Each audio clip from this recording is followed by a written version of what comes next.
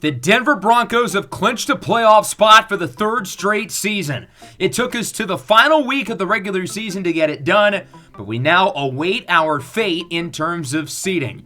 With the Raiders winning and the Chiefs losing, with a three-way tie atop the division. The three of us split with each other throughout the year, so we would have to go deep down the list of tiebreakers.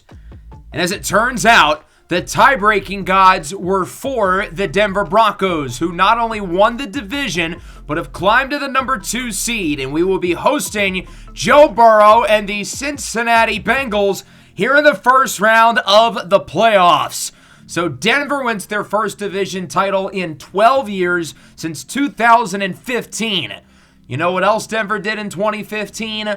Won the Super Bowl, and we hope that our fate remains the same this year. Our team is now experienced in the playoffs. We've made it for a third straight year. We've won playoff games in each of the last 2 seasons, losing in the divisional round in both years 2 and 3.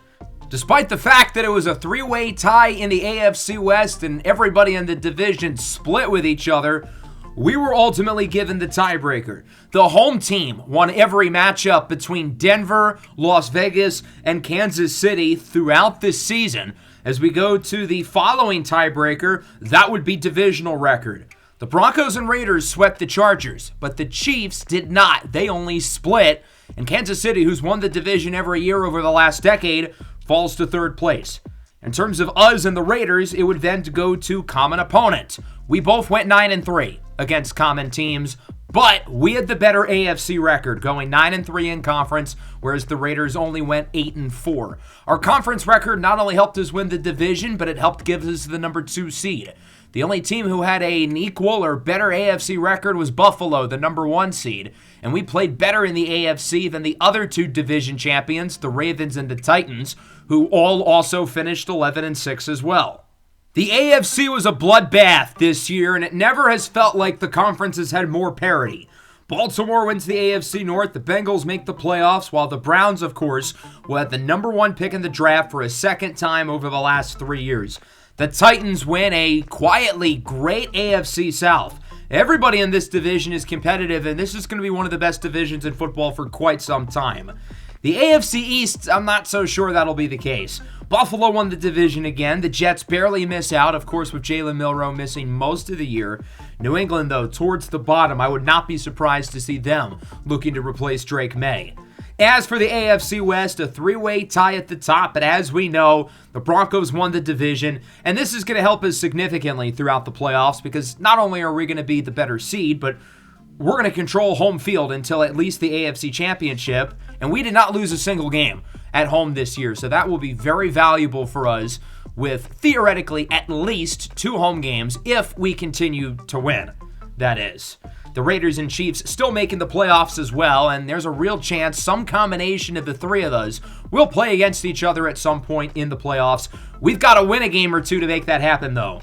The NFC North was hilarious, with the Lions, Bears, and Packers all winning 9 games. Detroit takes the division. The Bears get a wild card spot. The Packers get nothing, and the Vikings in dead last were the favorites 2 weeks ago. The Panthers win the South. The Falcons have been the best team in this division throughout the series, though. They only won 5 games. And then the NFC East, loaded. Dallas, the number 1 seed, 13-4. The Eagles, second best team in the NFC, but they're only the 5 seed. And then the Giants, with 4th-round rookie MJ Morris, get the 6th seed, while Seattle and Avery Johnson take the number 7 seed.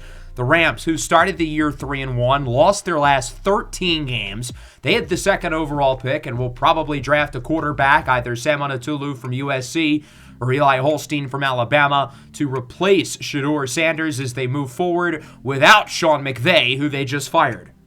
That'll get us set for our matchup against the Bengals, a team who we've already played against and beaten earlier this year. But before we do that, we will have to go over our stud and duds of the year as voted on by you guys. There were a lot of notable candidates who were impressive this year, but also disappointing. I felt like it was one of the easier ballots to set up. The results of the ballot, though, surprised me a little bit in terms of the stud of the year, which we narrowed between Bo Nix, Trevion Henderson, and Benjamin Morrison.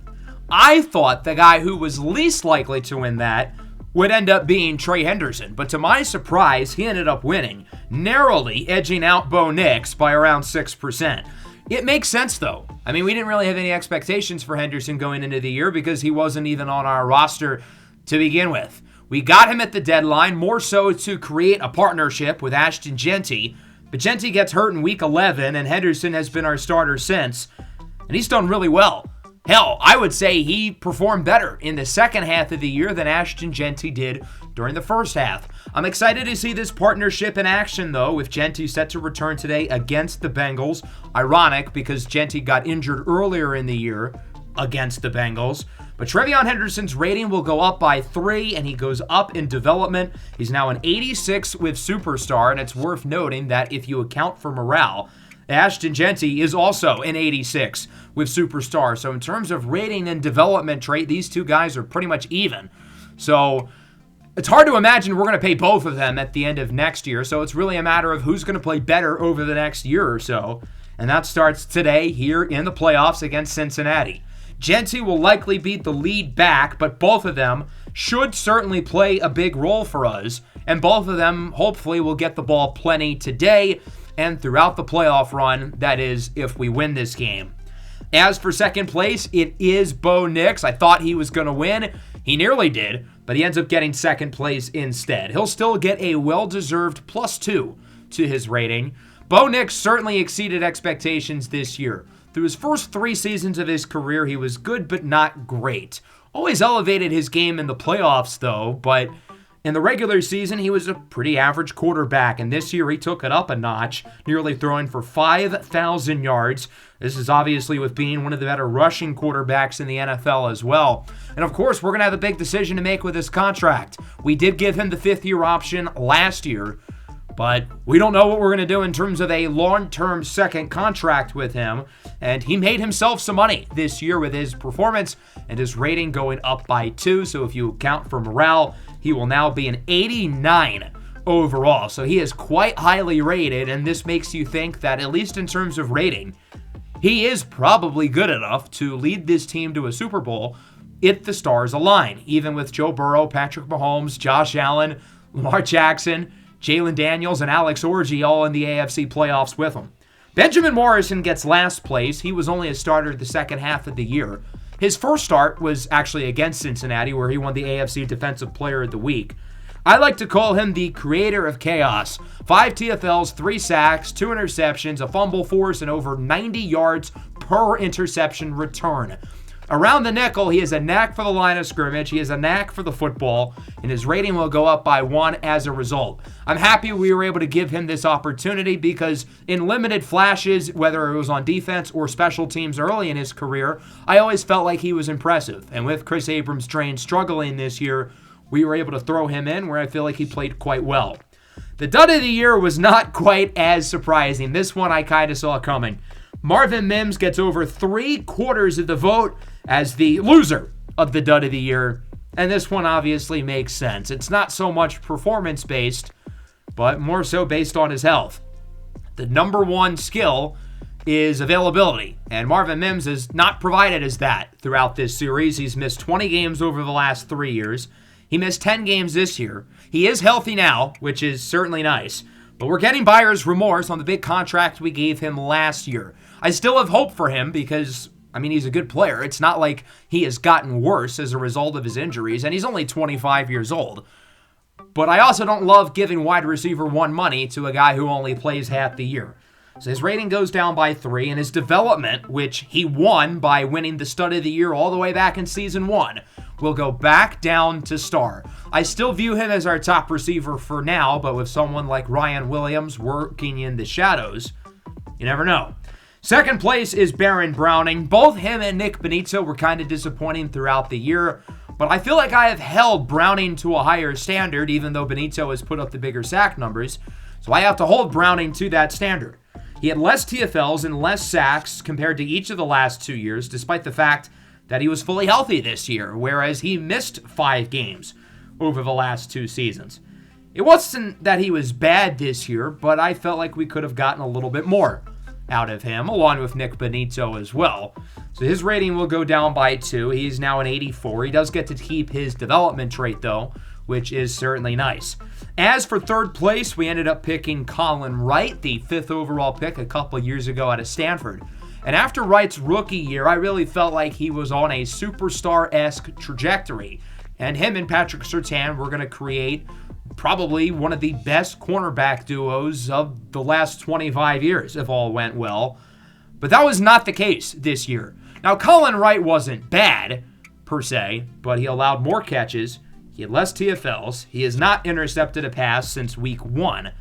And again, it's not that he was a bad player for us, but for the 5th overall pick and a guy who I felt like had a pretty good rookie year, I expected more for him. And being the highest drafted player of this series, we're going to hold you to high expectations. And he was a good player. He was a good starter, but he wasn't the 5th overall pick for us this year. So his rating will go down by 1. Still plenty of reason to be excited about him. A 23-year-old, 90 overall with superstar X Factor is still very much a guy who's going to be likely a major piece of this team's future with Patrick Surtain, who's still only 27 years old. Wright's ranking does go down a little bit as he is now the 15th ranked corner in the NFL. So let's now move forward to our matchup here against Cincinnati. And the story with this Bengals team is very similar to that of real life. They have a top, I think, 5 or 6 scoring offense, but they have a bottom 5 scoring defense. They are the exact same team as what we started the series with back in season 1. It looks like the team is going to add some morale boosts. We said we were going to run for 1,500 yards as a team this year, and we did that even with the injury to Ashton Jeanty. The addition of Trevion Henderson certainly helped that. We also said as a team we would throw for 4,000 yards, and we definitely did that. Bo Nix threw for nearly 5,000 yards, narrowly edging out Patrick Mahomes as the NFL's passing yard leader. It's an interesting playoff bracket, and what I find interesting about the AFC in particular is that all 3 wildcard games have a team from the AFC West. We're playing Cincinnati. The Chiefs play Baltimore, Mahomes and Lamar Jackson. And then we've got a couple young quarterbacks facing off, Jalen Daniels and Alex Orji. A rematch of the Season 1 National Championship in the Kansas Dynasty. I just made that connection right now. I know I shouldn't be rooting for a division rival, but damn, I want to see the Raiders win that game and see Jalen Daniels and Devin Neal get revenge on Alex Orji. Let's look at the Bengals, a team who is 6th in scoring offense, but they are 4th to last in terms of scoring defense. Like us, it's been an up and down season for Cincinnati. And when we played the Bengals in Week 11, going into that game, they actually had the number 1 scoring offense in the NFL, but they did not score the ball a lot against us. We won this game 29-14. The Bengals score on their opening drive, but they did not score again until garbage time, despite a pretty good game from Joe Burrow. Bo Nix was solid as well, although he was really only throwing it in the short area of the field. His longest completion was 19 yards. Ashton Jeanty, of course, got injured, and we have not seen him since the Cincinnati game. But Jamar Chase and T. Higgins were held in check by our 2 corners, and Marvin Mims was actually healthy. This was probably the only game between like weeks 3 and 16 that Marvin Mims started and finished fully healthy. As I mentioned, Benjamin Morrison really stood out. He won the AFC Player of the Week after that performance. After the Bengals game, though, we beat the Raiders, we beat the Chiefs. This was really our peak throughout the year, and then obviously ever since then, we have lost 3 of 5. The Bengals as well struggled after that game. They lost to the Chiefs, had their bye week, and lost 2 more games. A 4-game losing streak that nearly kept them out of the playoffs, but they've won 3 games in a row since. Their most notable win being in Week 17 against the Jaguars, a game that directly determined the number 7 seed, and had Jacksonville won, they would be traveling to Denver for a Season 2 divisional round rematch. As we know with the Bengals, they obviously have a terrific passing game, top 6 in scoring offense. They have one of the best passing offenses in the NFL because they have one of the very best quarterbacks in Joe Burrow, who has found a way to get better and better throughout his career, even at the age of 30. His last 2 seasons have been probably his best seasons, combining to throw for an absurd 95 touchdowns. How is that real? The Bengals have a fun duo in the backfield with Rocket Sanders and Dylan Sampson, one of the better more talented young running back duos in the NFL. And of course, we know this receiving core is very good. Jamar Chase, 99 overall. T. Higgins is great. Jermaine Burton in the slot has become a solid player for the Bengals. He even threw a pass in the Week 11 loss against us. And then Oscar Delp in his second year, already a 90 overall. They've got good players up front with Chris Jenkins leading the defensive line and Holland Pierce leading the offensive line. Of course, they acquired Jack Campbell at the trade deadline from Detroit. But of course, their offensive line overall is not the most well-rounded, and defensively, they are really bad. This game could end up being a shootout, which is kind of what we expected going into the Week 11 game, given that our defense was playing really badly going into the bye week. But the defense was great against Cincinnati. The biggest reason why we won that game on prime time in this building, I mean, technically it's not prime time. That was a night game, and this one's in the middle of the afternoon. But I guess it is prime time in the sense that, well, the whole world is watching this game, and the whole world is looking to see what the Denver Broncos can do as we look to advance to the divisional round, and this game is underway. The rookie, Ryan Williams, in his first career playoff game, college or pros, on the return. He's out of bounds past the 30. It's kind of crazy that he never played in the playoff in his 3 years at Alabama, yet the second he leaves, Alabama is a super team and wins the national title. Imagine how good he would have been in Alabama's offense this year. He probably would be a top 5 pick. Here's Bo Nix leading the offense after the best season of his career. Nix is 2-2 in his playoff career, having won postseason games in each of the last 2 years, as he's 2-0 in the wild card round and connects with Marvin Mims to the 47 as he's quickly wrapped up, but not before getting the first down. Marvin Mims is healthy. Ashton Jeanty is healthy. The entire offensive skill position room is healthy, probably for the first time since like season 2. As Jeanty's going backwards, his first run in around 2 months is going to be a loss of 3. Logan Wilson brings him down, but back to the health. We only have 2 players hurt, Quinn Miners and Mateo Uyunglele. Both would likely return next week if we win. Tez Johnson open up the middle on 3rd down. That's a solid gain of around 28 yards. And the Broncos are getting close to the red zone as they look to strike first. The offense looking to move quickly. 2nd and 9. Jeanty with space to the left. Runs through the safety and gets it to the 9. A powerful, physical run by Jeanty. Sure, Travion Henderson is maybe more of a home run hitter, but he can't do that. Denver now has it at the 4. It is a 3rd and goal. Jeanty, wide open space up the middle. He is in for a score. Ashton Jeanty only had 2 rushing touchdowns all year compared to 12 for Travion Henderson, but Jeanty is in here in the first drive of the playoffs. A picture-perfect start for the Denver offense. We march right down the field, score a touchdown, and lead 7-0. Here's our first look at Joe Burrow and company. Again, only 14 points scored by the Bengals. I believe their lowest scoring total all year.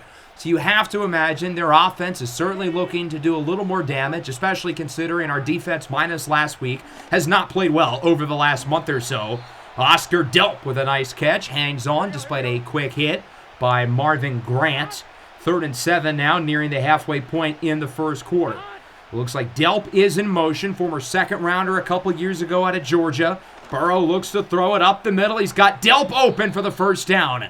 The Bengals' strategy in the second round is to take guys expected to go way earlier who end up falling a little bit.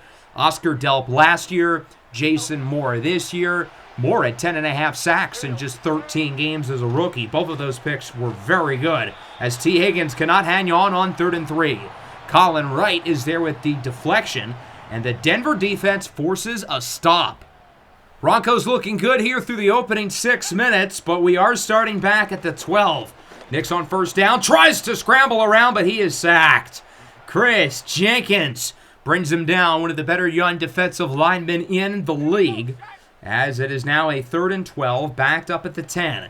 Nix looks to throw it. He's just going to go short. He has Harold Fannin open, and he's out of bounds, only a gain of 6. So Cincinnati forces a 3 and out. The Bengals finally get something to go their way as they get it back here on offense, hoping for a better drive than their first. But Jamar Chase is going backwards. A loss of 1 on the screen. Jeffrey Bussa brings him down. Chase a little bit shaken up after the fact, as it's now a 3rd and 11 for Cincinnati.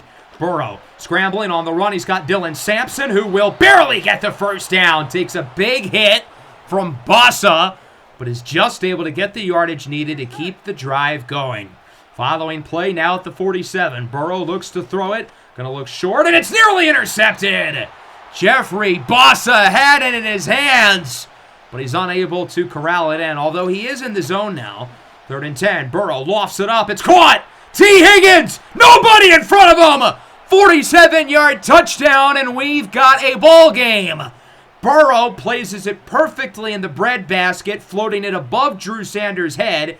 And the free safety, Javon McIntyre, makes a bad angle on the ball, so he's unable to get the tackle. And so this game is tied at 7. We look great through the first few minutes, but the Bengals have woken up, and we are tied. 2nd and 7.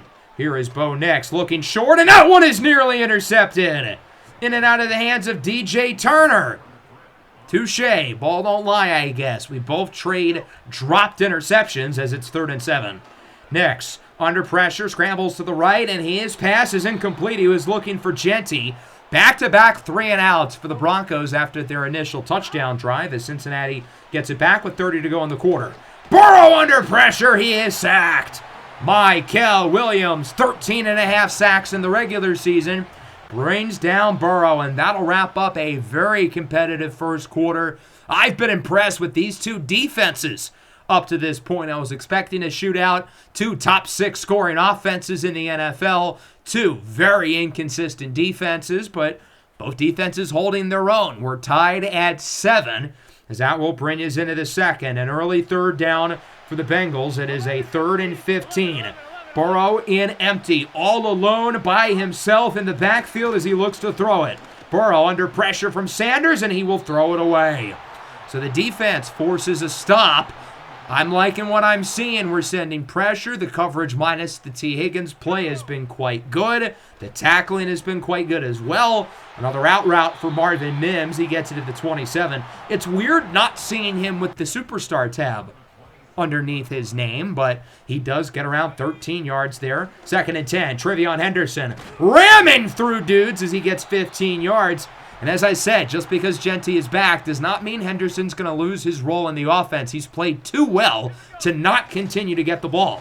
Genty on 3rd and 6, bounces off a blocker. First down to the outside, lowers his shoulder, and he gets 17 yards. I've been really impressed with Ashton Genty today. I was a little worried he might be rusty. I mean, the guy hasn't played in 2 months, but he looks fresh, energized, and ready to rock and roll.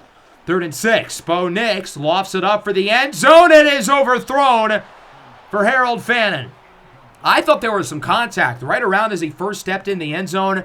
Probably should have been a flag, but we can't all get what we want, can we? Big Nuts Will Lutz from 36. His kick is good. Denver back ahead 10-7. So we'll see what the Bengals can do as they're going to go funky.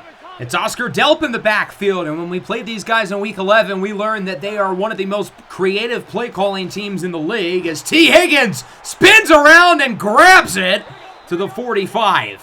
What exquisite ball control and body control by T. Higgins to turn around in midair and come down with that ball and then make a nice play after the catch. 2nd and inches, it's Mykel Williams with his 2nd sack at the game.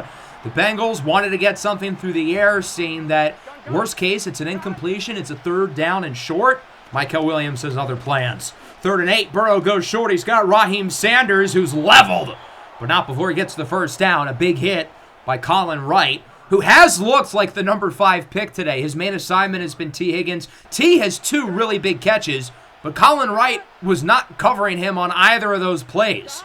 2nd and 5 at the 22. Burrow in the zone, steps up, scrambles, runs for the first down, and he is in the red zone. Wrapped up the 14 by Benjamin Morrison and friends. And that'll bring us to the 2-minute warning here in the second quarter. The Broncos have not trailed yet today, but the Bengals are marching on the doorstep of changing that. 2nd and 4, Delp brings it to the 2. And now the Bengals are going to look to chew clock, and rightfully so. Why be in any hurry?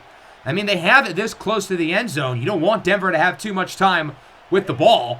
1st and goal. Burrow scrambles, goes short. It is caught for a touchdown by Oscar Delp, who's been really good in this first half. Jamar Chase has been quiet, but T. Higgins has a couple big plays. Oscar Delp has been really solid, and for the first time today, the Bengals lead 14-10. We've got 39 seconds, though. We've got all 3 timeouts and a real chance to potentially score going into the break, and we're going to need it because the Bengals start with the ball in the second half. Fannin gets it to the 41. We will slowly call our first timeout. We're not really worried about staying inbounds or getting out of bounds. It's really about just getting good chunk plays. And sure enough, Marvin Mims gets it past the 45 as we use our second timeout. We're getting close to field goal range. Not there yet. I think another first down would do it. With 1 timeout in under 30 seconds. Nix under pressure. He's got to get rid of it, and he cannot. Devin Jackson, the rookie out of Oregon, who the Bengals traded up for into the top 10, is there with the biggest play of the game so far because the Broncos have to use their last timeout. We're back down on our own 42. We've got to get a big play out of bounds. Nix looking deep. He's got Brazel. Man, that would have been big if he was able to keep the feet in. It would have given us 20 yards. Now, the booth is going to take another look at it. I kind of thought he was in real time, and as you can see by the replay, that's close. That is really close. It might be too close to change the call. You know, on second hand, I do think he dragged both feet in, and sure enough, the booth would overturn it. That's gigantic. It's 3rd and 2. We're in field goal range. We are going to keep the offense out for now. Hope someone gets open, and there's Brazel. Wide open, wrapped up at the 13. Hurry up, clock it, clock it. No, we don't get back in time. And that's going to wrap up the first half. Chris Brazel was wide open on the vertical route, and to be honest, that should have been a touchdown, but it was a bad throw by Bo Nix. He underthrew the pass. If he overthrew it a little bit, we probably would have scored a touchdown on that play. So Bo Nix preventing us from scoring here at the end of the first half as we're down 14-10. Man, that really hurts. We don't know how many opportunities we're going to get against a team like this, given that we're trailing. We don't start with the ball in the second half. So the decision to not kick there, and certainly the underthrow by Bo, may very well come back to haunt us. As we go into the second half, I think it's going to be a duel. We've got to get the intermediate passing game continuing to roll. It's been really good so far, but let's keep it going. Similar story for the Bengals. They really haven't tried to run the ball. It's been all about the passing game, and I guess it's kind of working. I think our defense has been solid, but certainly not perfect as Benito jumps, and instead of 2nd and 9, it's 2nd and 4. The last thing we need to do is shoot ourselves in the foot, and we've done that now basically on back-to-back plays with the bad throw by Bo and now a penalty here by Benito. We cannot be the team who makes the bad mistakes. We've got to stay a lot more disciplined. 2nd and 4. Burrow hit as he throws. He has an open man. It's Jermaine Burton past the 50 to the 43, where he's hit hard by Marvin Grant. Even with Jamar Chase really excommunicated from the game plan, the other receivers have all been quite solid for Cincinnati. There's Jamar, though, 2nd and 3. Gets it to the 28-yard line. Patrick Surtain has not had a perfect year. He struggled against some guys this year. Amon-Ra St. Brown, Devontae Smith really played well off of him. But Jamar Chase, Surtain has won the battle. Nice play there by Colin Wright to jar it away from T. Higgins. Colin has certainly won his matchup with T. Higgins today, as Wright has not allowed a catch against Higgins so far. 4th and 3, 21-yard field goal try for Evan McPherson is up and good. The Bengals add to the lead as it is now 17-10. If nothing else, though, it remains a one-score game, so certainly could have had a worse start to the second half, but now we've really got to get the offense going. Only 3 points since the initial drive as Rivaldo Fairweather, fullback University, is there with the first down. Good throw there by Bo. Good job by Fairweather to quickly come down with it. 3rd and 9. Bo hit as he throws incomplete. The Bengals with the stop. It is Jason Moore, the second-round rookie out of Ohio State, who was a top 10 pick going into the draft, slid down the boards, and the NFL got it wrong. He had 10.5 sacks here as a rookie in just 13 games. Very similar to Oscar Delp, who was there with the first down. He was a projected top 15 pick 2 years ago, slips to the second round, and the NFL got that one wrong too. The Bengals taking full advantage. Floats it up for Jermaine Burton to the 45. The Bengals looking to make it a 2-score lead here, over halfway through the third, as it's a 2nd and 4 past the 50. Benito jumps again. Luckily, Burrow doesn't see it. Holds, hands it off, and that's Marcus Yards, the Delaware Blue Hen, who loses 3. He's wrapped up by Demon Bossa. and it is 3rd and 7. Defense, I need you here. We've got to keep it a one-score game. Burrow will look to throw it. He will look up the middle. It's broken up. Nearly another interception for Bossa, but he dropped it again. Nonetheless, he gets the stop. Can't be too upset. 2nd and 6. Genty throwing defenders off of him as he gets around 3. Tez Johnson hurt on the play, and he was seen going to the locker room. It's a PCL sprain. Are we ever going to have a game where Marvin Mims, Ashton Genty, and Tez Johnson are fully healthy from start to finish? I don't think it's physically possible. I seriously think it's week 1 of last year, the last time that's been the case. As Chris Brazzell does get the first down, we're trying to move things slowly, but obviously not too slow. We still have time, though, under 2 to go in the 3rd. Whoop! Nice juke move by Henderson. He gets the first. The Henderson and Genty pairing has worked really well today, even though our offense has been, well, kind of bad. Henderson's been the big play threat. Genty's been the between the tackles contact runner, as Genty on 3rd and 4 does not get it. The Bengals bring him down. Logan Wilson leads the cavalry. I really thought about going for it, but I think it's too early and too risky. 51-yarder for Big Nuts Lutz is right down Main Street, 17-13. So we do score on this possession, but the Bengals hold on to their lead. And with 1 quarter to go, we don't have the lead. We don't have the ball. Not great. Certainly far from over, but we've got to play better. Since the opening drive, we have only scored 6 points. That is not going to be enough. And it's not like the offense has been bad per se. Bo Nix has been fine. The run game's been good. But we're just not consistently moving the ball enough. The defense has given us a good game, too, but the offense is kind of wasting it. 3rd and 10. Burton does not get the first down. Drew Sanders leads the way. Browning a little bit banged up. So the defense starts the 4th quarter with a 3 and out. That is gigantic. And now the offense looks to respond. Bo Nix, if you can hear me, please save us, Bo Nix. We're going to start at the 28-yard line. Genty, Nix, and Fairweather in the backfield from left to right. With a little under 10 minutes to play, Nix steps up and cannot escape. Chris Jenkins, his 2nd of the game. He helps Bo Nix up like the gentleman that he is. 2nd and 12 now for the Broncos. Nix under center, looks to throw it. Has time, looking deep, lobs it up. It is caught. Marvelous Marvin Mims to the 45-yard line as he's doing cartwheels on the field. I don't love seeing that. He's probably going to hurt himself. Oh, my goodness, Marvin Mims broke his arm on the cartwheel. He's going to be out until not next year, but the following season. 2nd and 19, up the middle. Marvin Mims going horizontal, and he's able to outrun the defense for the first down. 6 catches, over 100 yards today for Marvin Mims. And as I've been saying, the availability and durability with him is a problem, but when he's on the field, he is really good.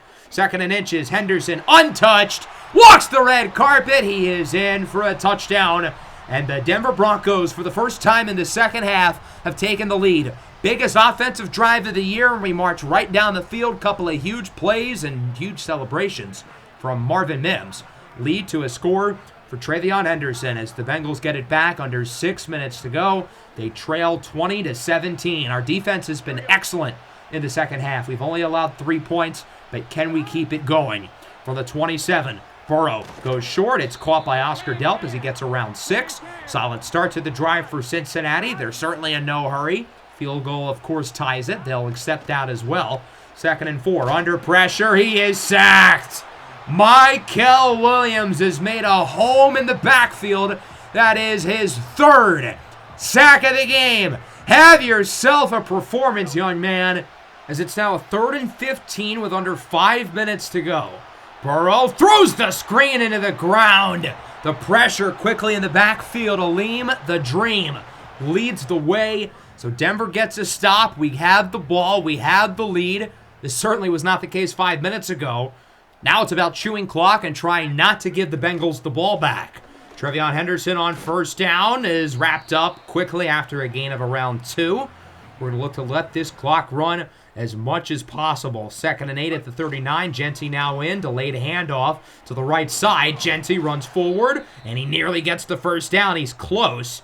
Chris Jenkins is hurt. I mean, on one hand, that's not good news for the Bengals because he is their best defensive player, but the clock stops, which is not good news for us. 3rd and inches, Genty with room. He will break the tackle, gets the first down to the 50. So now we are really in chew clock mode. A good run from Genty, who's had one of his best games of the year. He is reminding everybody what he is made of. Trevion Henderson not overtaking him. It's going to be a pass on first down. Nix floats it up, one-on-one. Brazel cannot come down with it. We wanted to go for the big play, catch the Bengals off guard. Didn't quite work. We figured if no one's open, we can maybe trust Chris Brazel to go up and get it. 2nd and 10, we'll go back to the ground. Henderson gets nothing, maybe a yard, as it is a 3rd and 9. What do you do here? Do you run the ball? Do you throw the ball?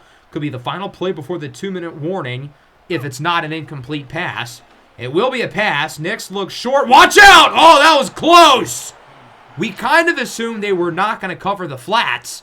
That was a bad decision and nearly costed us the game. Luckily, he only dropped it. Jake Camarda punts it nearly inside the 10. The Bengals are going to get one more chance, though. 2 minutes and 23 seconds with all 3 timeouts. That's plenty of time for Joe Burrow and company. Field goal ties. Touchdown takes the lead. Defense, what do you got for me? Jamar Chase starts the drive off strong, breaking tackles. He gets around 16 yards, and that'll bring us to the 2-minute warning. Denver leads by 3. Cincinnati's still very much in it, as it's a 20-17 game. If you bet the under, you certainly won big. We'll see if Cincinnati can look to add to their total, though, as Burrow dances around, scrambles on the run, tipped and incomplete. Great coverage by Drew Sanders as he was smothering Oscar Delp. And we'll make it a 2nd and 10 from the 28-yard line. We just need one more defensive stop. All I ask is one. Burton breaks the tackle, gets the first down. Burton's been busy. He's nearing the double-digit receptions threshold for the afternoon. Burrow is rocked in the pocket. 3.5 sacks for Michael Williams. He was joined by Sanders. That play wasn't even a blitz, but they got home really quick. 2nd and 19. Burton, juke move. Nice play. It gets 15 yards. Cincinnati certainly will take that, and they use back-to-back timeouts. So they're really putting all of their eggs into this basket. They have to score on this drive. If they don't get it on 3rd down, there's not going to be a punt, no matter how far back they are. 3rd and 4, 1:11 to go in the 4th at the 44. Burrow under pressure. He's got to get rid of it, and he throws it away. Could have been a game-breaking sack, as that'll make it a 4th and 4, 1:06 to go. Game and season on the line for Cincinnati. With a stop here, the Broncos are headed to the 2nd round. Burrow looks to throw it, scrambles, under pressure, and he is sacked! Nick Bonito brings him down. That play was muy bonito. The Broncos with their 5th and most important sack of the game, and that is going to do it. A defensive battle here in the wild card round. Our first home playoff game of the entire series ends with a win. Hey fans, did you enjoy this one? Because we're going to do it again. Divisional round. We will be at home, given that we are the number 2 seed, as Bo Nix kneels it for one more time. This game certainly did not go as expected. I was thinking we'd see like a 34-27 final. But major props to our defense. They've had some bad games as of recent. Really struggling against the Jets with undrafted rookie Connor Harrell 2 weeks ago in Arrowhead. We allowed nearly 50 points. But the defense was great today. One of their best games of the year. They allowed just 3 points in the second half and nothing in the fourth quarter. Through 2 games against the Bengals this year, we only allowed 16.5 per contest. And I believe these were Cincinnati's 2 lowest scoring games of the year, if not the lowest, certainly towards the bottom. We certainly did not have our best offensive game, but when we needed a big drive in the fourth quarter, we got it. And that ultimately is enough to win the game. We did score in all 4 quarters. We were better on 3rd down. Joe Burrow and Bo Nix had pretty even performances, I would say. Both of them were pretty accurate, 67 and 66% respectively. Burrow had a slightly lower yards per attempt than Bo Nix did. And the thing with Bo is that he definitely didn't play a great game. He didn't need to be Superman, though. He was solid. He had a couple bad dropped interceptions, though. I thought we ran it really well. Genty and Henderson were both very good. Love seeing the pairing fully healthy. Through the air, Jermaine Burton was big. Oscar Delp played well. Marvin Mims and Chris Prazel lead the way for us. I thought Surtain and Wright were excellent, though. Jamar Chase only 4 catches, 27 yards. T. Higgins had 2 big catches in the first half, including the touchdown, but those were the only catches he had. He was blanked in the second half. And then the offensive line really struggled for Cincinnati. Ours was a little iffy. Theirs was definitely worse, though. Michael Williams, 4 TFLs, 3.5 sacks. He was the MVP out there. And without him, I don't think we would have won this game. So we're going to get a home playoff game in the second round. The highest remaining seeded team left. Baltimore, Tennessee, Las Vegas, or I guess it wouldn't be Kansas City, but it would be the Ravens, the Titans, or the Raiders. One of those 3. And you guys are going to have to find out in the next one.